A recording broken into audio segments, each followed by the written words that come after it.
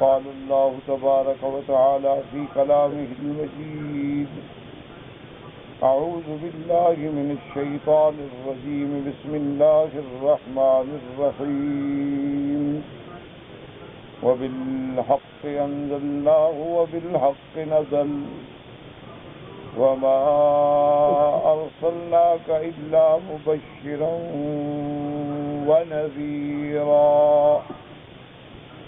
وقرآنا فرقناه لتقرأه على الناس على مكث ونزلناه تنزيلا۔ سورۃ الاسراء کی ان آیات میں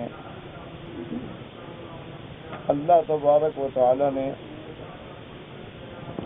اس بات رسالت سیدنا محمد مصطفیٰ صلی اللہ علیہ وسلم کے بارے میں ذکر فرمایا ہے۔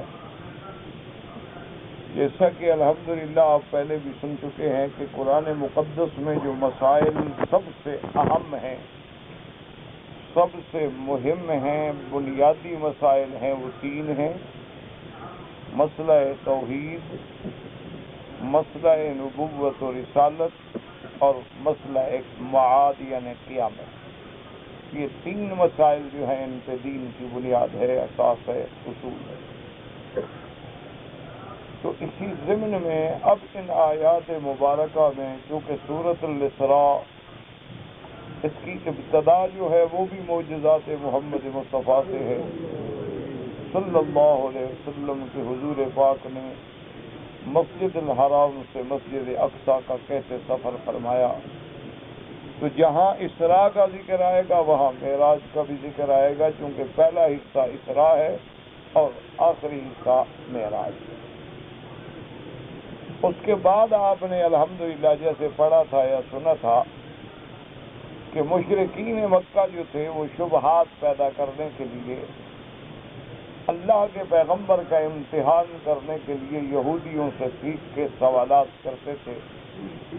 انہوں نے حضور صلی اللہ علیہ وسلم سے تین سوال پوچھے تھے، ایک روح کے بارے میں، اور ایک اصحاب کہف کے بارے میں، اور ایک ذوالقرنین کے بارے میں۔ تو حضور صلی اللہ علیہ وسلم نے ان کو اللہ کے قرآن کے آنے کے بعد اصحاب الکہف اور ذوالقرنین کے بارے میں تفصیلی جواب عطا فرمایا، اور روح کے بارے میں اجمالی اللہ کا حکم پہنچا دیا کہ روح اللہ کے امر کا نام ہے، اس سے زیادہ تمہاری حیثیت علمی نہیں کہ اس میں پڑھ سکو۔ تو اس کے جواب کے باوجود بھی کفار و مشرکین جو تھے وہ نہ مانے۔ پھر اللہ نے قرآن میں ذکر فرمایا تھا کہ انہوں نے پھر ایک دفعہ سارے کے سارے بڑے بڑے سردار اکٹھے ہو کے آئے اور حضور صلی اللہ علیہ وسلم سے مطالبات کیے کہ یا رسول اللہ صلی اللہ علیہ وسلم، اگر آپ ہمارے یہ مطالبات مان لیں تو پھر ہم اسلام لانے پہ غور کریں۔ حالانکہ ان کا یہ سوالات جو تھے یہ بھی نعوذ باللہ ایک عناد تھا، استہزاء تھا، وہ کوئی ایمان لانا نہیں چاہتے۔ ان سوالات میں انہوں نے کہا کہ یا رسول اللہ کہ اگر آپ مکہ مکرمہ میں چشمے جاری کر دیں اور مکہ مکرمہ کے اندر یہ پہاڑ جو ہیں ہٹ جائیں اور ان وادیوں کے اندر کھجوروں کے اور انگوروں کے بڑے بڑے باغ لہلہائیں اور ان کے درمیان میں نہریں جاری ہو جائیں، یا آپ ایسا کریں کہ ہمیں جو آپ ہر وقت اللہ کے عذاب سے ڈراتے ہیں تو آسمان کا کوئی ٹکڑا ہم پر گرا دیں، یا پھر آپ ایسا کریں کہ خود اللہ ہمارے سامنے آ کے بات کریں، ملائکہ ہمارے سامنے آ کے بات کریں، یا پھر یہ ہے کہ کم از کم آپ جو پورے عالم کے لیے رسالت و نبوت کا دعویٰ فرما رہے ہیں تو پورے عالم میں پیغام پہنچانے کے لیے بھی تو بڑے اعزاز کی اور دولت کی اور قوت کی ضرورت ہے۔ او یکون لک بیت من زخرف، یا آپ کا کوئی سونے کا گھر ہو، ہم سمجھیں کہ آپ کے پاس اتنی دولت ہے، طاقت ہے۔ او ترقی فی السماء، یا ہمارے سامنے آپ آسمانوں میں چڑھ جائیں، سلم رکھ کے، سیڑھی رکھ کے، ہم دیکھیں کہ آپ آسمانوں میں جا رہے ہیں۔ اور پھر وہاں سے اللہ تبارک و تعالی ہمارے نام پہ خط لکھیں، اور وہ ہمارے ہر آدمی کے نام بنام ہونا چاہیے کہ امیت ابن خلف، عتبہ، عتیبہ، ابنا شیبہ، ربیعہ، ابی جہل ابن ہشام، عمرو ابن ہشام، ابی جہل، اور سب کے نام پر تو پھر ہم غور کریں۔ اللہ تبارک و تعالیٰ نے یہاں تو اس کا ایک اجمالی جواب ہے، کیونکہ اللہ جانتے تھے کہ ان کی نیت کوئی دین سمجھنا تو ہے نہیں، یہ تو معترض ہے۔ اللہ نے فرمایا میرے محبوب آپ ان کو بتا دیں کہ قل سبحان ربی هل كنت الا بشرا رسولا، کہ میرے رب کی پاک ذات ہے، وہ چاہے تو معجزات ظاہر فرما دے، نہ چاہے تو نہ فرمائے، میں تو اللہ کا بھیجا ہوا ایک پیغمبر ہوں، اللہ کا بھیجا ہوا انسان ہوں، میرے ہاتھ میں تو معجزات نہیں ہے کہ میں چشمے جاری کروں۔ لیکن ایک دوسری روایت مبارک میں مزید اس کے بارے میں وضاحت آئی کہ اللہ تبارک و تعالی نے جبریل علیہ السلام کو بھیجا کہ حضور صلی اللہ علیہ وسلم سے جا کے کہہ دیں کہ اب آپ کے سامنے دو چیزیں ہیں، اگر آپ چاہتے ہیں کہ جو قوم آپ کی معجزات مانگ رہی ہے وہ ساری چیزیں ہم دکھلا دیں تو ہمارے لیے کوئی مشکل نہیں۔ اگر ہم طائف کے پہاڑوں میں چشمے جاری کر سکتے ہیں تو مکے کے پہاڑوں میں چشمے جاری کرنا کون سی بڑی بات ہے؟ اگر ہم طائف میں باغ بنا سکتے ہیں، کھجور ہیں، انار ہیں، انگور ہیں، گلاب کے پھول ہیں، اور ہدا ہے، اور شفا ہے، اور وادیاں ہیں، اور عجیب اللہ کی نعمتیں اور رحمت، تو اللہ کے گھر کو رنگین کر دینے کا، سبزہ زار بنا دینے کا کون سمجھتے؟ تو آپ کی قوم کے سارے مطالبے اور سارے ان کے اقتراحات جو ہے ہم دینے کے لیے تیار ہیں، لیکن ایک بات یاد رکھ لیں کہ سنت اللہ ہے، یہ اللہ کی عادت ہے کہ جو قومیں معجزات مانگنے کے بعد اسلام نہ لے آئیں پھر اللہ ان کو ہمیشہ کے لیے تباہ کر دیتے ہیں۔ تو اگر آپ کی قوم بھی اسلام نہ لے آئی تو پھر آپ کی قوم کی بھی نسل نہیں بچے گی، اور اس کی مثال موجود ہے، یہ جا کے دیکھ لیں، مدائن صالح ان کے قریب ہے کہ جب صالح علیہ السلام نے ان سے قوم نے اونٹنی کا معجزہ مانگا تو اللہ نے دے دیا کہ ان کے سامنے پہاڑ سے اونٹنی نکل آئی، لیکن جب انہوں نے اس معجزے کے بعد بھی ایمان نہ لے آئے تو پھر اللہ نے پوری قوم کو ہلاک کر دیا۔ تو یہی ہم آپ کی قوم کے لیے بھی کریں گے، اگر یہ ایمان نہ لائے تو پھر بچے گا کوئی نہیں ہے، یا اگر آپ چاہتے ہیں تو افتح باب التوبۃ والرحمۃ، کہ میں توبہ اور رحمت کا دروازہ کھول دیتا ہوں، جو توبہ کرے گا ہم معافی دے دیں گے، جو نہیں کرے گا ہلاک ہو جائے۔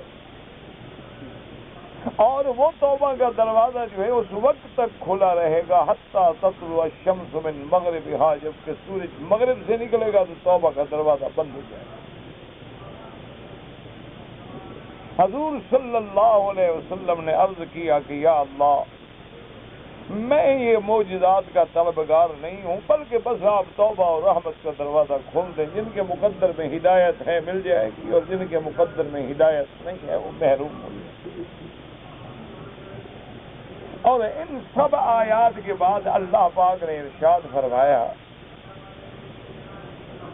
کہ میرے محبوب اگر یہ آپ کی نبوت و رسالت کے بارے میں تحقیق کرنا چاہتے ہیں تو یہ چشمے جاری کرنا، آسمانوں سے ٹکڑا گرا دینا، ان سب سے بڑا معجزہ جو ہم نے آپ کو دیا ہے، جو موجود ہے، اللہ کا قرآن ہے، یہ آپ کی نبوت کی دلیل ہے، یہ آپ کی نبوت و رسالت کا سب سے بڑا گواہ ہے کہ اللہ کا کلام، اللہ کا قرآن موجود ہے۔ ان سے کہیں کہ ساری دنیا کے انسان اور ساری دنیا کے جن مل کے مقابلہ کریں اور قرآن کی مثل ایک صورت بنا چلے۔ تو جب اتنا بڑا معجزہ موجود ہے تو پھر ان کو ایمان لانے میں کیا مشکل ہے؟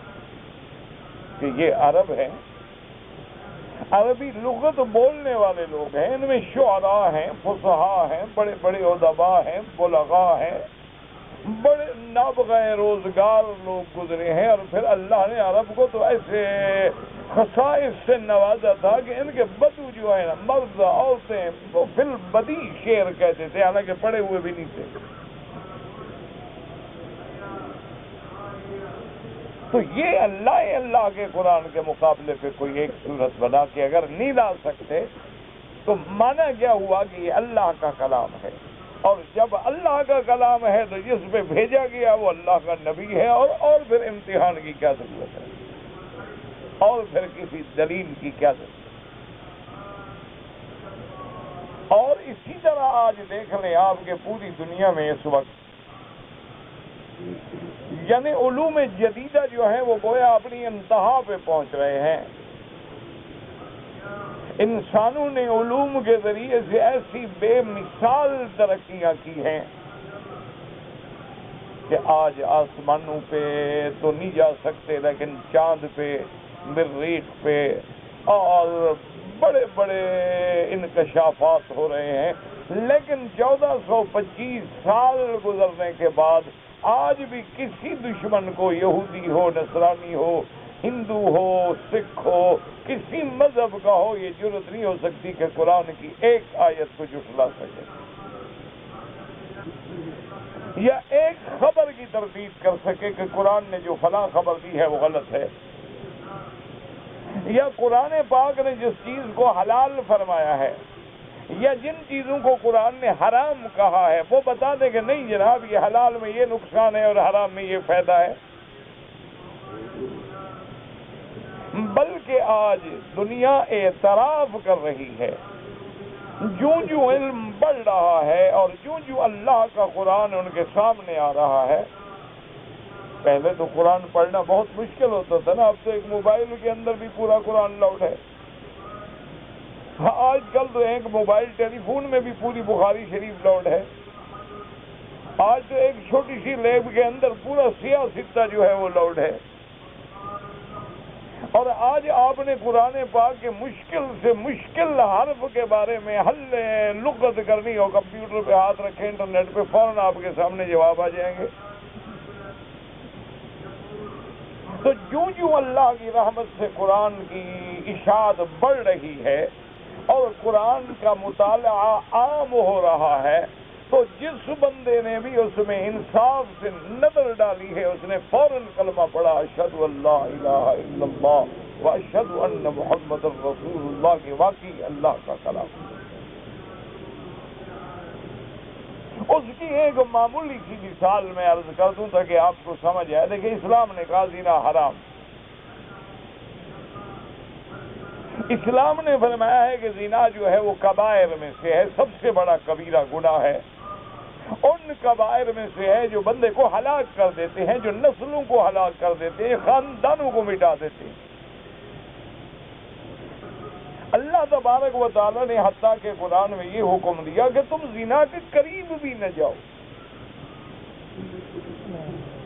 یعنی جہاں جہاں تمہیں جس گلی میں تہمت لگنے کا خطرہ ہو اس گلی میں داخل ہی نہ ہو، بغیر کسی اہم ضرورت کے، اور وہ بھی پردے کے پیچھے کسی غیر محرم سے بات نہ کرو، غیر محرم کے ساتھ علیحدہ نہ بیٹھو، غیر محرم کے ساتھ سفر نہ کرو، کسی اجنبی عورت کے ساتھ ملو نہیں، ہاتھ نہ ملاؤ،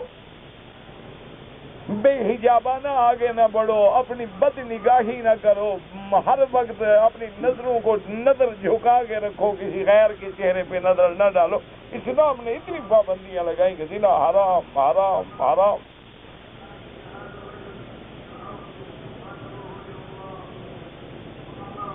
اور اس کے مقابلے پہ اللہ نے نکاح جو ہے صرف حلال نہیں بلکہ سنت محمد مصطفیٰ۔ اب آپ جناب یہ تو ہمارا ایمان ہے، قرآن ہے، فرمان رسول ہے۔ آج دیکھیں کہ جدید علوم جو ہیں وہ چیخ چیخ کے کہہ رہے ہیں، جو سب سے بڑے آزادی کے علمبردار تھے، جنہوں نے عورت کو ایک عام مارکیٹ کی زینت بنا ڈالا، جنہوں نے مرد و عورت کے بے حجابانہ ملنے کو حقوق انسانیت میں شمار کیا کہ جی یہ تو انسانی حقوق ہیں، وہ ایک دوسرے کو ملنا چاہتے ہیں، آپ کون ہیں؟ اور جی اگر لڑکی 18 سال کی ہو گئی ہے، قانونی طور پہ بالغ ہو گئی ہے، ماں باپ کون ہوتے ہیں کہ اس کو بوائے فرینڈ سے روکیں؟ یا ان کو کیا پڑی ہے کہ اپنے بیٹے کی گرل فرینڈ کو روکیں کہ ہمارے گھر آزاد ہیں، آزادی ہے، مساوات ہے، اور دنیا میں ان کو اللہ نے عقل دیا ہے، علم دیا ہے، جوانی دی ہے، صحت دی ہے، وہ جیسے چاہیں انجوائے کریں، نکاح کی کیا ضرورت ہے؟ رہیں، ایک دوسرے کو دیکھیں، پرکھیں، استعمال کریں، اور اگر ان کی انڈرسٹینڈنگ ہو جائے تو ٹھیک ہے، ورنہ پھر چھوڑ دیں، کوئی اور تلاش کر۔ وہ معاشرہ جس نے اس آزادی کو اتنا آزادی سے اتنا آگے بڑھایا کہ آزادی اور بے حیائی میں فرق نہ رہا، جس نے انسانی حقوق کے نام پہ انسانیت کو اتنا رسوا کیا کہ انسانیت اور حیوانیت میں فرق نہ رہا، آج وہی معاشرہ چیخ چیخ کے کہہ رہا ہے کہ ایڈز سے بچنا ہے، اور آپ نے امراض خبیثہ سے بچنا ہے، اور آپ نے فلاں بیماری سے بچنا ہے، فلاں بیماری سے بچنا ہے، بس آپ اپنے ایک عورت پر تعلق رکھیں، باقی حرام کاری نہ کرو۔ آج وہی معاشرہ چیخ چیخ کے کہہ رہا ہے کہ کسی مرد کا مرد سے ایک تعلق رکھنا جو ہے وہ بربادیوں کا باعث ہے۔ آج وہی معاشرہ چیخ چیخ کے کہہ رہا ہے کہ کتوں کا اور بلیوں کا اور ان سے قربت اور بستروں پہ کٹھے سلانا اور اٹھانا اور نہلانا اور کاروں میں ساتھ کھلانا، ان سب سے ایسی ایسی بیماریاں پھوٹ رہی ہیں جس کو اسلام نے 1425 سال پہلے روک دیا۔ یہ بدبخت آج وہاں پہنچے ہیں۔ اسی طرح آپ دیکھیں، اسلام کہتا ہے بکرا حلال ہے اور خنزیر حرام ہے، مطلب اسلام کو کیا ضرورت ہے؟ اگر صرف بندوں کو گوشت کھانا ہے تو گوشت تو ہاتھی کا بہت زیادہ ہوتا ہے، کئی من گوشت نکل آئے گا ایک ہاتھی سے، اور خنزیر بڑے موٹے تازے ہوتے ہیں بدبخت۔ لیکن اس کے مقابلے پہ اللہ فرماتے کہ نہیں، خنزیر حرام ہے، حرام نہیں، نجس العین ہے، کتا نجس العین ہے، بکری حلال ہے، گائے حلال ہے، بھینس حلال ہے، اونٹ حلال ہے، ہرن حلال ہے، پرندے حلال ہیں، لیکن کب حلال ہیں؟ جب ان کو شرعی طریقے سے ذبح کرو گے تاکہ وہ دم مسفوح جو ہے، وہ خون گندا جو ہے وہ باہر نکل جائے، وہ اندر نہ رہے، ورنہ بندے کو نقصان پہنچائے گا۔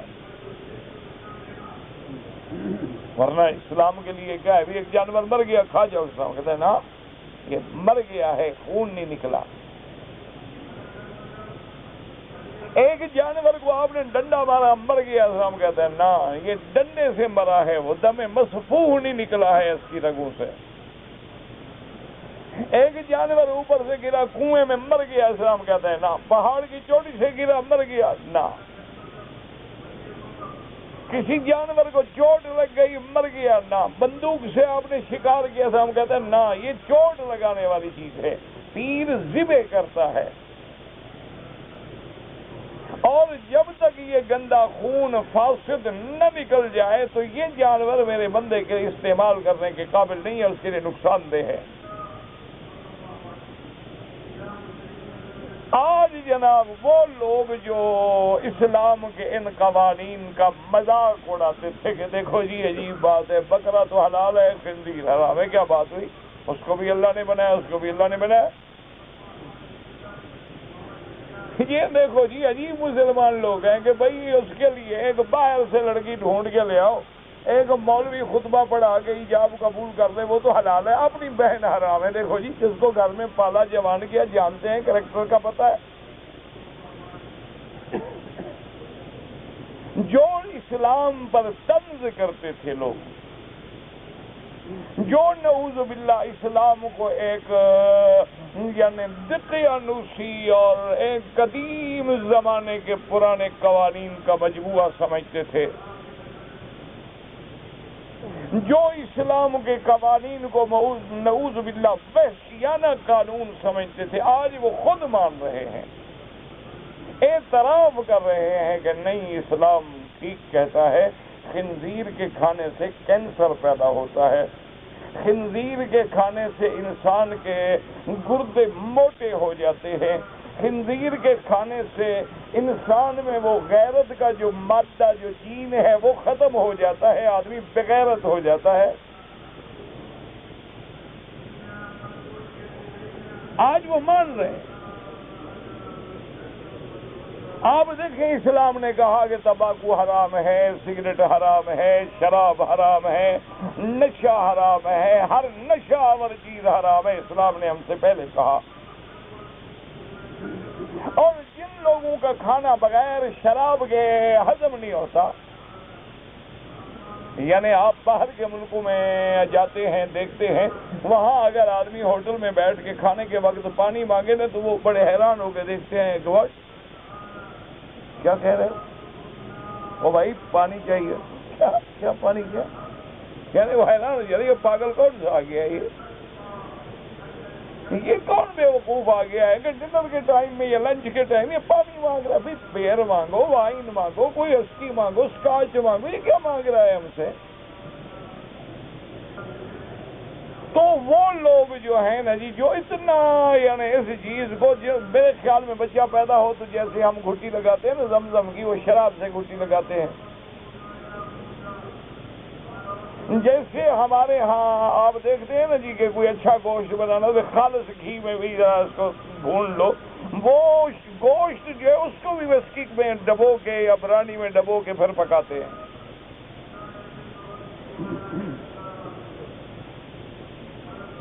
آج وہی خود لکھتے ہیں سگریٹوں پہ، اس کا پینا خطرناک ہے، موذی امراض پیدا کرتا ہے، کینسر پیدا کرتا ہے، تو ملعون بناتے کیوں ہو؟ جب مان رہے ہو کہ کینسر پیدا کرتا ہے، صرف پیسہ کمانے کے لیے قوم کو کینسر تقسیم کر رہے ہو۔ آج وہ خود لکھتے ہیں بڑے بڑے بورڈ پہ کہ شراب نہ پیو، نشہ نہ کرو۔ اچھا، ان کا کوئی بڑا لیڈر اگر یعنی زیادہ شراب پینے والا ہو تو اس کو اپنے عہدے کے قابل نہیں سمجھتے،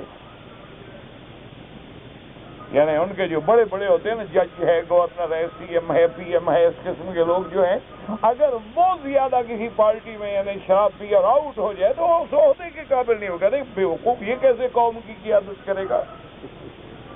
یہ تو خود بے ہوش ہے۔ اسلام نے تو یہ چیزیں پہلے منع کی تھی۔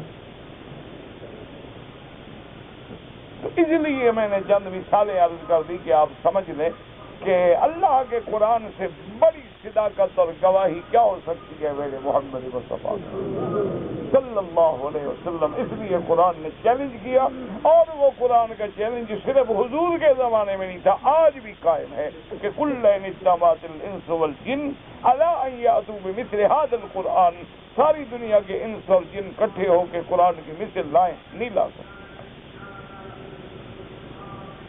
اور اس کے بعد قرآن نے ایک دوسرا مسئلہ حل کیا کہ میرا محبوب، ان کو آپ کی نبوت پر یہ اسی لیے ایمان نہیں لے آتے کہ ہم نے انسان کو رسول بنایا، ہم نے بشر کو نبی بنایا ہے۔ ان کے دماغ میں یہ فطور بیٹھ گیا ہے کہ بھئی اگر اللہ کا رسول ہے تو اللہ نور ہے، اللہ نور السماوات والارض۔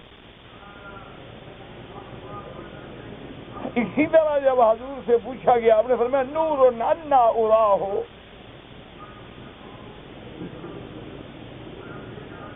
تو اب وہ کہتے ہیں کہ جناب جب نور کی وہ ذات جو نور ہے، جو دائم ہے، جو باقی ہے، جو حی ہے، جو قیوم ہے، اس کا جو رسول آئے وہ بھی تو نوری ہو نا،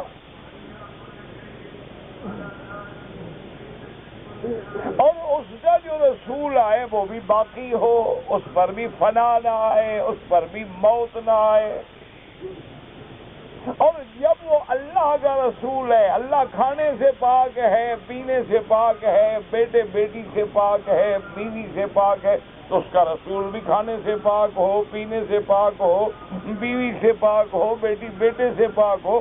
ان کو ہم کیسے رسول بنا لیں گے؟ یاکلون الطعام ویمشون فی الاسواق، کہ کھانا بھی کھاتے ہیں، بازاروں میں بھی پھرتے ہیں، شادی بھی کرتے ہیں، اولادیں بھی ہوتی، یہ کیسے نبی مان لیں؟ بشر ہیں یہ، تو بشر ہے، نبی کیسے ہو سکتا ہے؟ اسی لیے یاد رکھو کہ یہ کافروں کا عقیدہ تھا کہ انبیاء بشر ہیں، نبی نہیں ہو سکتے، اور ہمارے جاہل کا عقیدہ ہے نبی تو ہیں لیکن بشر نہیں ہو سکتے۔ اب فیصلہ خود کریں کہ ان کے عقیدے میں یا ان کے عقیدے میں فرق کیا ہے۔ یعنی وہ پہلی جز مانتے تھے کہ بشر تو ہیں لیکن نبی نہیں ہو سکتے، یہ دوسری جز مانتے ہیں نبی تو ہیں لیکن بشر نہیں ہو سکتے، کان یوں پکڑو یا یوں پکڑو، مسئلہ تو ایک ہی ہے۔ اسی لیے آج بھی ہمارا جاہل جو ہے وہ کہے گا حضور سراپا نور ہیں، توبہ توبہ توبہ، بشر کہہ رہے ہو، عقل کرو بھائی، نا ان کا بے وقوف ہے۔ حقیقت جو ہے یہ تو لباس بشریت ہے، اسی لیے ان کے عقیدے تو اور آگے بڑھ گیا، وہ کہتے ہیں میرا مرشد جو ہے وہ بھی نور ہے، سراپا نور، حضور پر نور۔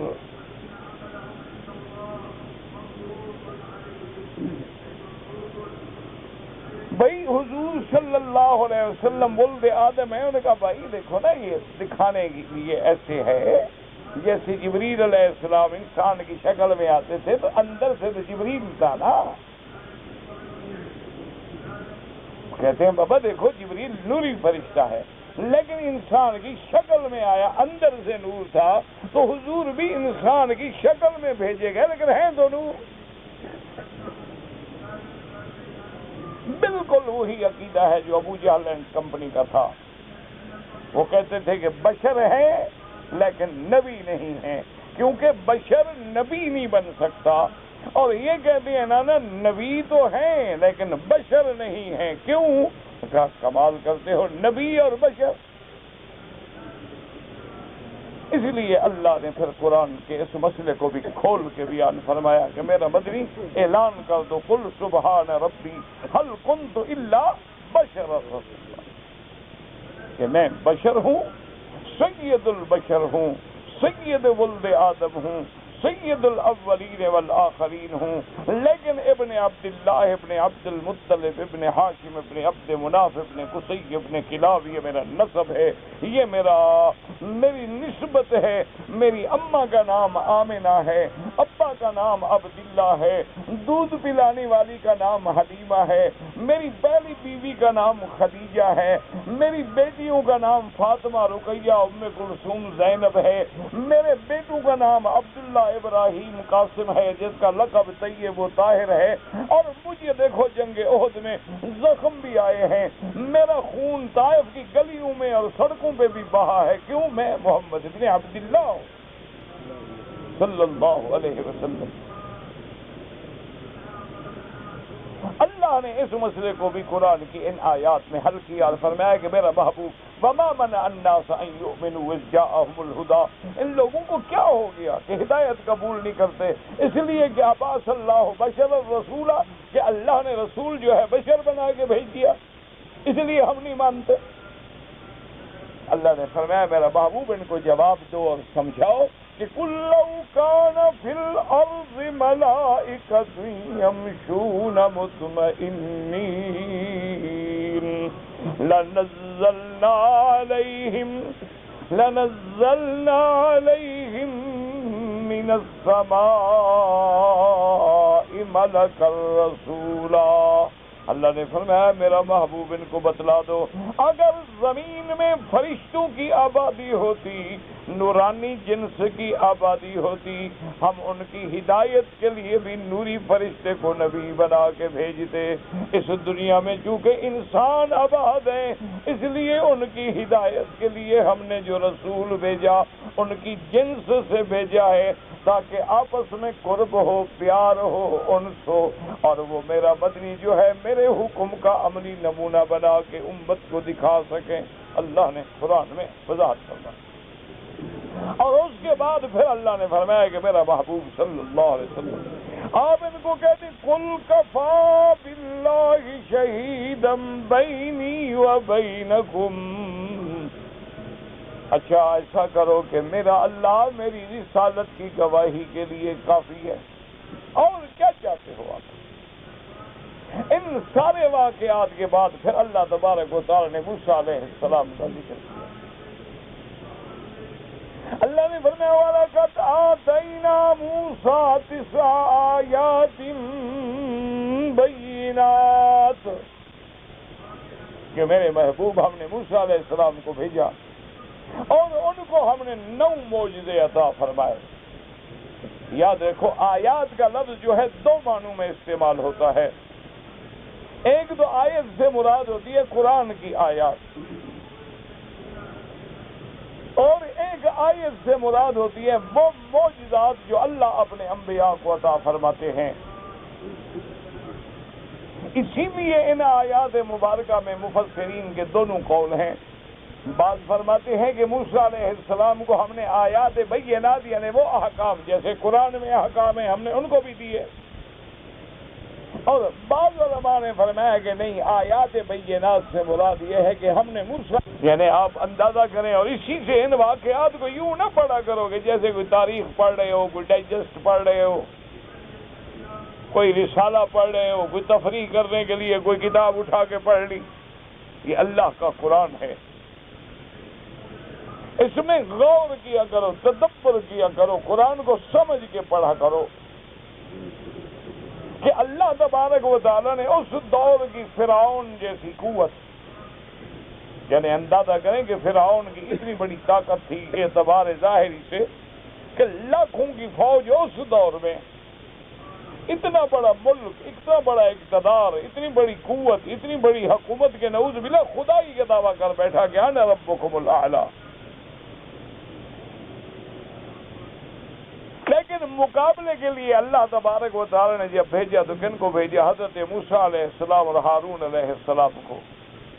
حالانکہ قرآن نے خود ذکر کیا کہ فرعون ذی الاوتاد وہ اپنے وقت کا ظالم بادشاہ کہ جو اپنے مخالفین کو ذی الاوتاد, علماء نے مفسرین نے روایات سابقہ سے کتب متقدمہ سے لکھا ہے کہ فرعون کا ظلم کا یہ عالم تھا کہ اپنے مخالفین کو لٹا کے ان کے ہاتھوں میں بھی پاؤں میں بھی میخیں گڑوا دیتا تھا زمین میں. جیسے آج کل کے فرعون بھی دیکھیں نا آپ نے جو ڈرل کرتے ہیں آدمیوں کو, موجودہ دور کے فراعین کے ظلم بھی آپ دیکھ رہے ہیں. میرے خیال میں اگر سابقہ فراعین بھی اکٹھے ہو جائیں, سابقہ ظالموں کو اللہ زندہ کر دے تو اس دور میں جو ظالم پیدا ہوئے ہیں وہ سابقہ ان کے آگے ہاتھ باندھ کے کھڑے ہو جائیں. انہوں نے انسانیت پر ظلم کے ایسے انداز اختیار کیے ہیں کہ تاریخ اس سے عاجز ہے, تاریخ کافر ہے. لیکن فرعون کے بارے میں یہ بات جو ہے کتابوں میں بھی ہے اور قرآن میں بھی ہے. فرعون ذی الاوتاد وہ میخوں والا فرعون. کیا معنی؟ بعد نے کہا جس کی حکومت کی پایہ تخت مضبوط تھا. جیسے آپ کہتے ہیں نا جی میخیں لگی ہوئی ہیں, فکر نہ کرو میری کرسی بڑی مضبوط ہے.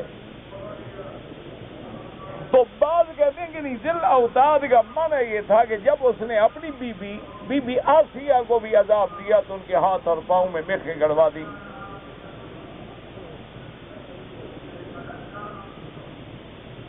اور پھر وہ یہ کرتا تھا کہ ہاتھ اور پاؤں میں میخیں گڑوا کے ایک بہت بڑا پتھر جو ہے اوپر منجنیق میں لٹکاتا تھا. اس کو کہتا کہ یا میری خدائی کا اقرار کرو, اور وہ پتھر گرا دیا جاتا تھا. وہ اس کو کچل کے رکھ دیتا.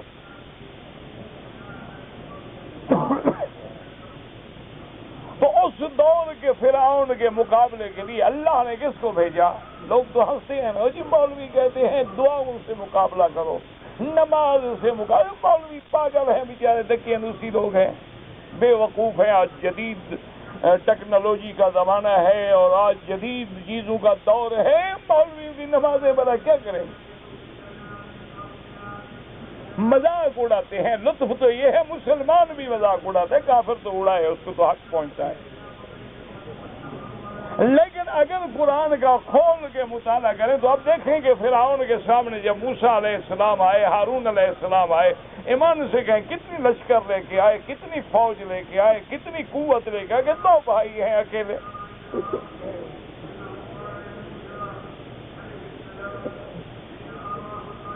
اسی لیے تو فرعون نے ان کو دیکھ کے کہا نا کہ من ربکم یا موسیٰ، تمہارا کون رب ہے جس نے تمہیں میرے پاس بھیج دیا؟ کیا لینے کے لیے آئے ہو؟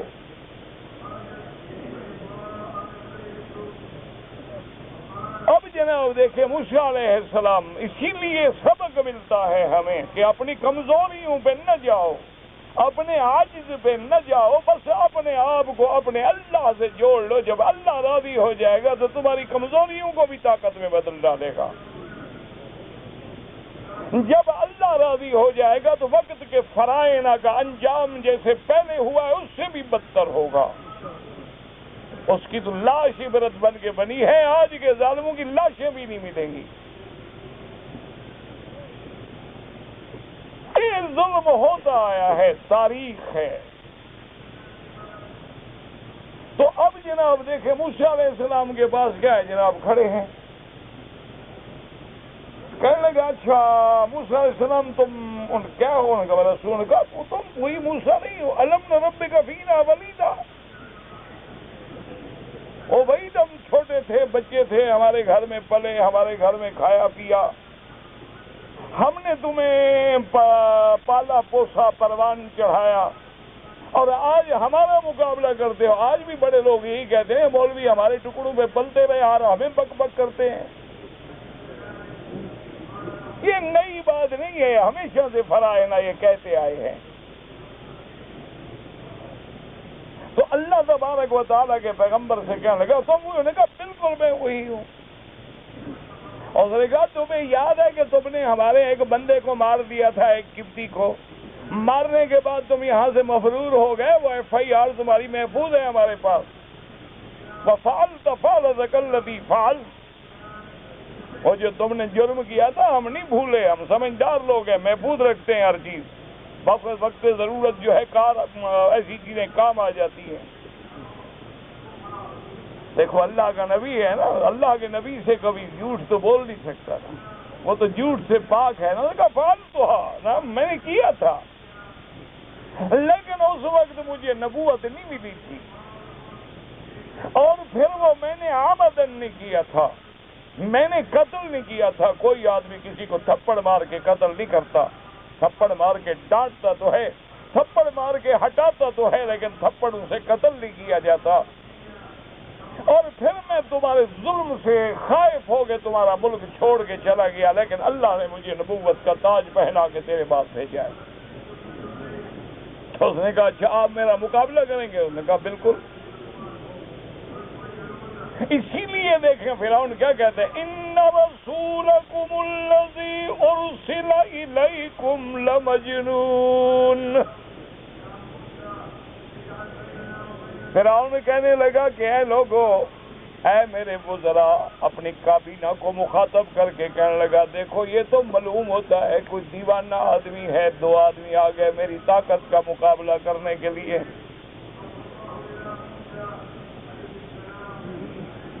اور اس کے بعد کہتے ہیں فَأْتِ بِآیَةٍ إِن كُنتَ مِنَ الصَّادِقِينَ،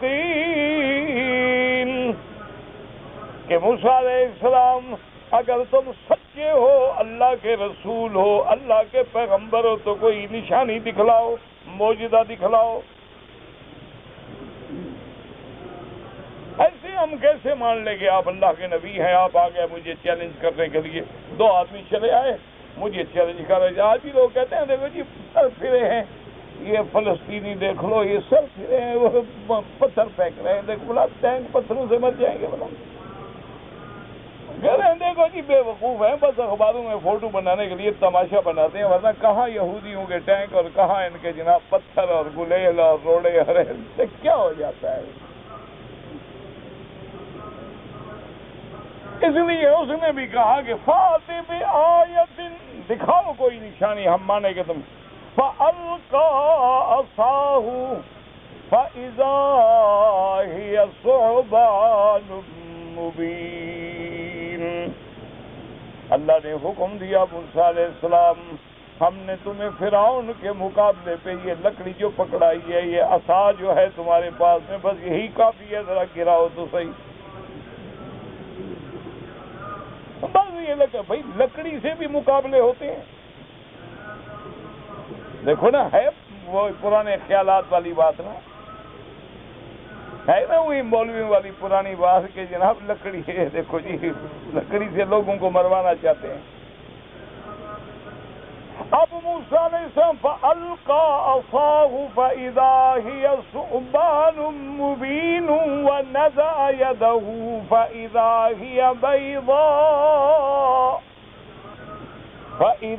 هِيَ بَيْضَاءُ لِلنَّاظِرِينَ۔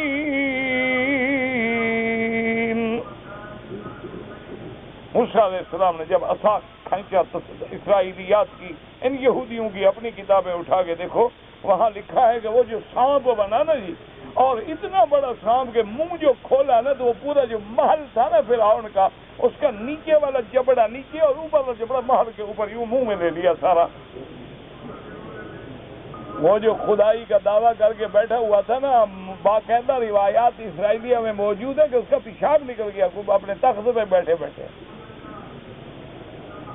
ٹھیک ہے چلو ہم بھی مقابلہ کریں گے، یہ جادو ہے،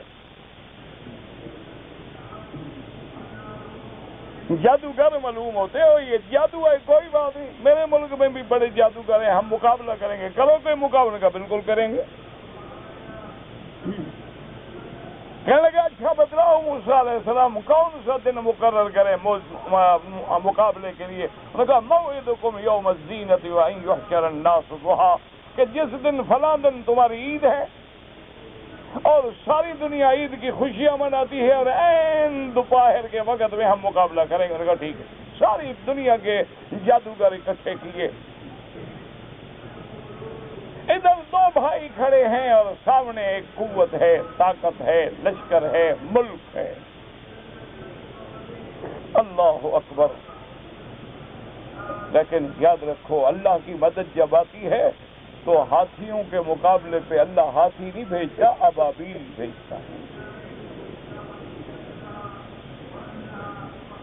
یہ تاریخ قرآن ہے، اٹھا کے دیکھ لیں کہ جب کعبۃ اللہ پر ابرہا نے ہاتھیوں سے حملہ کیا، اللہ قادر تھے، ہاتھیوں سے کوئی بڑا جانور بھیج دیتے، ہاتھی بھاگ جاتے ڈر سے، لیکن اللہ نے فرمایا کہ ہاتھیوں سے ہاتھی کو لڑانا یہ تو برابر کی ٹکر ہوئی نا، ہاتھیوں کو ابابیلوں سے مرواتے ہیں۔ یہ میرے اللہ کی تقدیر ہے، نظام ہے، جیسے کسی نے کہا کہ میں پھر سے ممونگے کو لے کر شاہی سے لڑانے آیا ہوں، اور دعا کرو انشاءاللہ انشاءاللہ انشاءاللہ وہ وقت قریب ہے، اور دنیا جو آج ہم پہ ہنستی ہے، جو آج ہمیں دقیانوسی کہتی ہے، ملا کہتی ہے، یہ پرانے دور کے پرانے منجمد عقل والے لوگ ہیں، جو بھی کہہ رہے ہو، لیکن وقت آنے والا ہے کفر مٹ جائے گا اور اسلام غالب آئے گا۔ یہ لکھ لو، فقیروں کی بڑھ سمجھ لو، کسی مجذوب کی بڑھ سمجھ لو، لیکن بالکل ایسے ہے جیسے خدا کا کعبہ ہمارے سامنے کھڑا ہے، ہمیں بالکل اسی طرح اسلام کے غلبے پہ یقین ہے کہ اسلام کو اللہ غالب کریں گے۔ واللہ غالب علی امرہ ولکن اکثر الناس لا یعلمون۔ لیکن یہ مار کیوں پڑ رہی ہے؟ وجہ یہ ہے کہ ہم خدا کا نام لے کر بھی غدار ہیں، اسلام کا نام لے کر بھی غدار ہیں، محمد مدنی کی امت کہلا کر بھی غدار ہیں، کلمہ محمد مصطفیٰ کا پڑھتے ہیں لیکن عمل کافروں کے قانون پہ کرتے ہیں، دعویٰ قرآن کا کرتے ہیں لیکن فیصلے لارڈ مکالے کے قانون پہ کرتے ہیں۔ ہم دعویٰ کرتے ہیں کہ حضور کا روضہ کملی والا چوم لیتے ہیں اس کو چوم کے رکھ لیتی ہیں، لیکن فیصلے کافروں کے حکم پہ کرتے ہیں، اس لیے ہمیں وہ مار پڑ رہی ہے۔ لیکن آخر اللہ تبارک و تعالیٰ کی رحمت جب آئے گی، اللہ کی نصرت جب آئے گی، اللہ تبارک و تعالیٰ کی مدد جب آئے گی، تو یہ عاجز جو ہے انشاءاللہ لِيُظْهِرَهُ عَلَى الدِّينِ كُلِّهِ وَكَفَى بِاللَّهِ شَهِيدًا۔ اللہ نے فرمایا میرا مدنی میرا وعدہ ہے تیرے دین کو سارے ادیان پہ غالب کر دوں گا۔ وعدہ پورا ہوگا، ہمارا ایمان ہے۔ اور اس وعدے کا گواہ کون ہے؟ قرآن سے پوچھو نا، وَكَفَى بِاللَّهِ شَهِيدًا۔ اللہ نے فرمایا میرا مدنی تمہیں کسی کی گواہی کی ضرورت نہیں، میں جو تیرا گواہ ہوں۔ اور پھر اسی جگہ اللہ نے نام بھی لیا محمد الرسول اللہ، ورنہ اللہ میرے نبی کا نام نہیں لیتے، بہت کم جگہ پہ نام ہے، ورنہ لقب سے خطاب ہوتے، یا ایھا النبی، یا ایھا الرسول، یا ایھا المزمل، یا ایھا المدثر۔ نام وہاں لیتے ہیں جہاں کوئی اہم فیصلہ کرنا ہوتا ہے، اس لیے ان آیات میں اللہ نے آگے نام بھی لیا تاکہ کسی کو شک نہ رہے کہ کون سا دین غالب آئے گا۔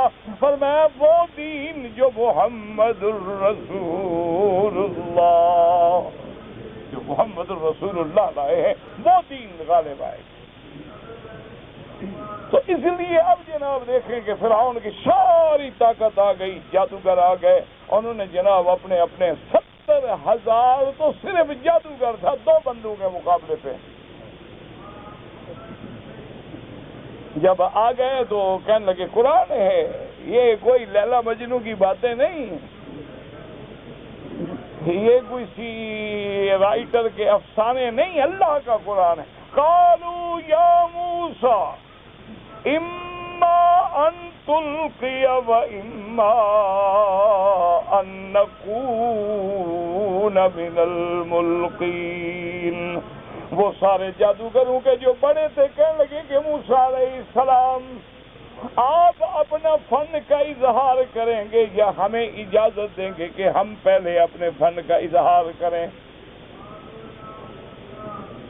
اچھا، بعض اولیاء اللہ نے بڑا عجیب نکتہ لکھا ہے، ہر کسی کی اپنی سوچ ہوتی ہے نا قرآن کے معنی میں۔ انہوں نے کہا کہ ان لوگوں نے جب نبی کا ادب کیا، حالانکہ وہ تو بادشاہ کی طاقت تھی نا، وہ تو بادشاہ کے منگوائے ہوئے تھے، تو فرعون کے لوگ تھے، ان کو کیا ضرورت تھی کہ موسیٰ علیہ السلام کو اہمیت دیتے؟ لیکن انہوں نے جب پیغمبر کا ادب کیا تو اس ادب سے اللہ راضی ہو گیا۔ اس لیے دعا کرو کہ اللہ ہمیں بھی ادب نصیب فرمائے، کعبے کا ادب، مدینے کا ادب، قرآن کا ادب، انبیاء اور رسولوں کا ادب، شریعت کا ادب، بزرگوں کا ادب، اولیاء اللہ کا ادب، فقہائے امت کا ادب، محدثین کا ادب۔ ادب ہوگا تو دین ہوگا، بے ادب محروم شد از فضل رب، اور جب آدمی بے ادب ہوتا ہے تو رحمت خدا سے محروم ہو جاتا ہے۔ اب انہوں نے کہا کہ مسلم نے کہا کہ بھائی تم دکھاؤ کیا دکھانا چاہتے ہیں۔ اللہ اکبر، جب انہوں نے جناب وہ رسیاں ڈالی تو سارا میدان جو تھا نا وہ سانپوں سے بھر گیا۔ وجہ کیا تھی؟ فرعون نے ان کو بتایا تھا نا کہ موسیٰ علیہ السلام لکڑی ڈالتا ہے سانپ بن جاتا ہے، وہ مقابلے پہ سانپ بنا کے لے آئے نا تاکہ لوگوں کو ہم دھوکہ دے سکیں، بھائی وہ بھی سانپ بناتے تھے، ہم نے 70,000 سانپ بنا دیا ہے، تو کون سی بڑی بات ہو گئی؟ تو موسیٰ علیہ السلام کے اس معجزے کو بے اثر کرنے کے لیے انہوں نے بھی سانپ بنا کے دکھلائے قوم کو۔ اب موسیٰ علیہ السلام کو بھی دل میں خیال آیا کہ یا اللہ، میرا جب لکڑی گرے گی یہ بھی تو سانپ بنے گا، اور انہوں نے بھی سانپ بنا کے دکھا دیے ہیں۔ گو ٹھیک ہے، یہ نظروں کا دھوکہ ہے، یہ فریب ہے، یہ جھوٹ ہے، وہ حقیقت ہے، لیکن کون فرق کرے گا؟ کہیں گے وہ بھی سانپ ہے، یہ بھی سانپ ہے۔ تو حضرت موسیٰ علیہ السلام کے دل میں خیال آیا، تھوڑا خوف آیا، اللہ نے حکم دیا اللہ نے دل میں القاء فرما دیا، اللہ نے اسی وقت دل میں بات ڈالی۔ موسیٰ علیہ السلام گھبرانے کی ضرورت نہیں ہے، جن کے سروں پہ ہم نبوت کا تاج رکھتے ہیں، رسالت کا تاج رکھتے ہیں، شرف کلام بخشتے ہیں، ان کی عزت کا بھی ہم خود حفاظت فرماتے ہیں۔ آپ خیال کیوں کرتے ہیں؟ آپ لکڑی ڈالیں تو صحیح میدان میں، کوئی ایک لکڑی کام آ رہی ہے؟ فرعون کے سامنے ہو لکڑی، جادوگروں کے سامنے ہو لکڑی، اور دریا سے گزرنا ہو لکڑی، مارو جی پل بن جائے، ایسی لکڑی ہے نا۔ اللہ جب دے دیتا ہے تو پھر لکڑیاں کام آتی۔ اب جناب موسیٰ علیہ السلام، اللہ کا قرآن، فَأَلْقَىٰ مُوسَىٰ عَصَاهُ فَإِذَا هِيَ تَلْقَفُ مَا يَأْفِكُونَ۔ اللہ نے حکم دیا کہ موسیٰ علیہ السلام آپ عصا پھینکیں۔ موسیٰ علیہ السلام نے جو عصا پھینکا وہ تو اتنا بڑا سانپ بنا کہ 70,000 سانپ کو بھی نگل گیا، کھا گیا۔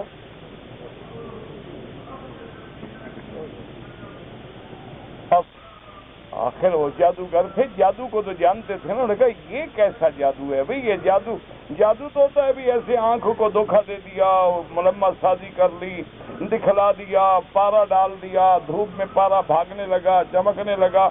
یہ تو جادو نہیں ہو سکتا کہ لکڑی سانپ بن جائے اور ہمارا 70,000 سانپ بھی نکل جائے۔ اس لیے قرآن کہتا ہے فَوَقَعَ الْحَقُّ وَبَطَلَ مَا كَانُوا يَعْمَلُونَ۔ اللہ نے فرمایا پھر حق واضح ہو گیا اور باطل جھوٹا ہو گیا، جو انہوں نے بنایا تھا وہ سب باطل ہو گیا۔ فَأُلْقِيَ السَّحَرَةُ سَاجِدِينَ قَالُوا آمَنَّا بِرَبِّ الْعَالَمِينَ۔ سب جادوگر سجدے میں گر گئے۔ انہوں نے کہا بس موسیٰ علیہ السلام ہمیں کلمہ پڑھا دو، ہم مسلمان ہو۔ ایمان سے کہو لکڑی والا جیت گیا کہ فرعون جیت گیا؟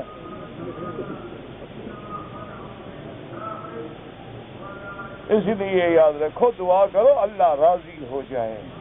دعا کرو کہ جیسے آج مسجد الحرام میں بیٹھے ہیں اسی طرح مسجد اقصی بھی اللہ پھر مسلمانوں کو دے دے، اور وہاں بیٹھ کے پھر قرآن کا درس دیں، اور وہاں بیٹھ کے پھر سورۃ الاسراء پڑھائیں کہ اسریٰ بعبدہ لیلا من المسجد الحرام الی المسجد الاقصی۔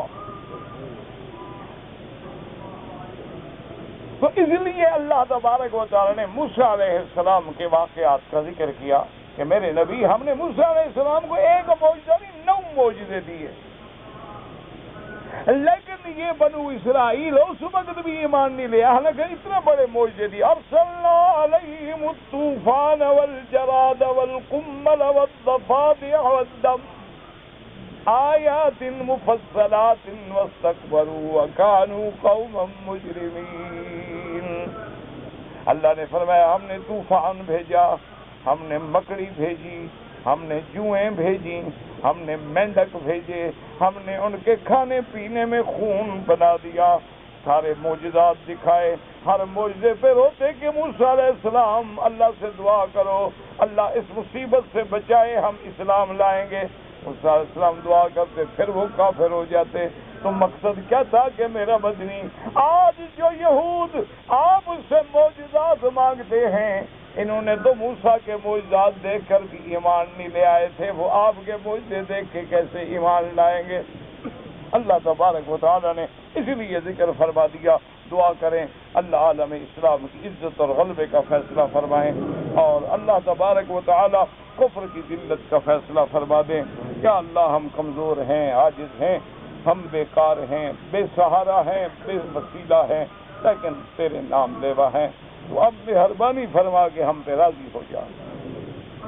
وتر نماز میں ہاتھ اٹھا کر دعائیں کر سکتے ہیں، ہاں جی کر سکتے ہیں، کوئی مسئلہ نہیں۔ یاد رکھیں کہ نماز وتر میں ہاتھ اٹھا کے دعا مانگو جائز ہے، ہاتھ باندھ کے مانگو جائز ہے، کوئی مسئلہ نہیں، اللہ ہر حال میں جانتے ہیں۔ بس دعا یہ کرو کہ اللہ ہمیں جھگڑوں سے بچائے، اور کوئی دعا میں ہاتھ اٹھائے کہتے ہیں ہاتھ نہ اٹھاؤ، جہاں انہوں نے ہاتھ اٹھانا ہو کہتے ہیں دیکھو ہاتھ اٹھاؤ. ہم تو بھائی جھگڑا نہیں کرتے، ہم تو کہتے ہیں ہاتھ اٹھا کے بھی جائز ہے، بغیر اٹھائے بھی جائز. ہم تو جھگڑے والے لوگ ہیں ہی نہیں. اگر ایک آدمی نے قسم اٹھائی اور توڑ دی 10 مسکینوں کو کھانا کھلائے. اگر ایک آدمی ساری زندگی جھوٹ بولے، آپ کو کیسے پتا ہے کہ ساری زندگی وہ جھوٹ بولتا ہے؟ تم ساری زندگی اس کے ساتھ رہتے ہو. بہرحال اگر جھوٹا ہے تو اس کی گواہی کا کوئی اعتبار نہیں. اگر صبح اور عشاء کی نماز قضا ہو جائے، قضا پڑھو جیسے پڑھتے ہو. اور کیسے پڑھی جائے گی؟ جیسے ادا پڑھتے ہو اسی طرح قضا پڑھو. کہتے جی میں یہاں آنے سے پہلے میرے والدین نے میرا نکاح کر دیا، لیکن ابھی رخصتی نہیں ہوئی. وہ میری نکاح کے بعد بیوی گھر نہیں آئی، تو میں اس کو بیوی کہہ سکتا ہوں؟ کیوں ڈرتے کیوں ہو جاتے ہیں؟ نہیں، وجہ کیا ہے ڈرنے کی؟ وہ تو لکھتے نا آگے، اللہ کے بندے نکاح ہو گیا، تیری بیوی تو ہو گئی. میں نے اس مرتبہ حج کیا ہے، سارے ارکان ادا کیے، میں مقروض تھا، قربانی نہیں کر سکا. میرے بھائی مجھے کیا پتا آپ نے کون سا حج کیا ہے؟